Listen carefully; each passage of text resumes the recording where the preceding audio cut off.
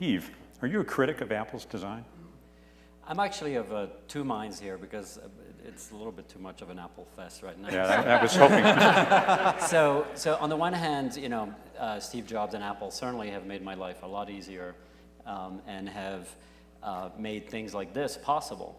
I mean, I don't think 5 or 10 years ago we would have had a design panel with, you know, with a venture capitalist as a moderator. Without these, right?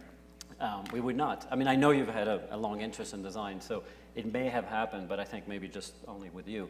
And so on the one hand, you know, Apple has created this focus on design that we all understand. I mean, all of us, everybody out there is much more conscious of design thanks to Apple.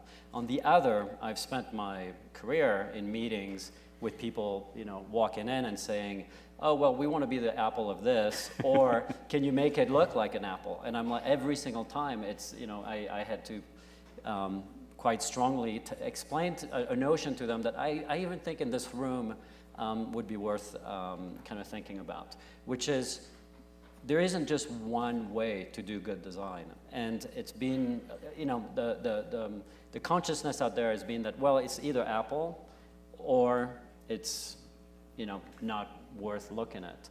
And I've worked pretty hard at sort of building design languages that Apple would never have done, and yet I hope they're, you know, solid, long-lasting design languages. And what's an example of one of those? What's a design language they never would have done? Like the Jambox. Like this thing, maybe? No.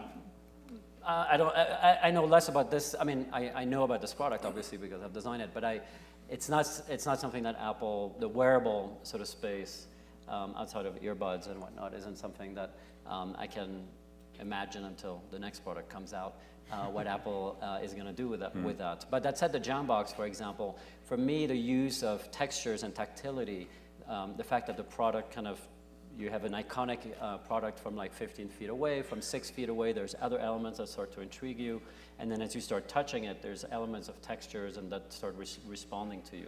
The notion of that, the notion of giving a lot of choices, colors, the notion of really letting people make the products their own, rather than just giving them a silver or a white, you know, version. You know, those things, you know, I think there's a few companies now building their own languages, and I think they're doing excellent work, and it's not Apple work. It's not.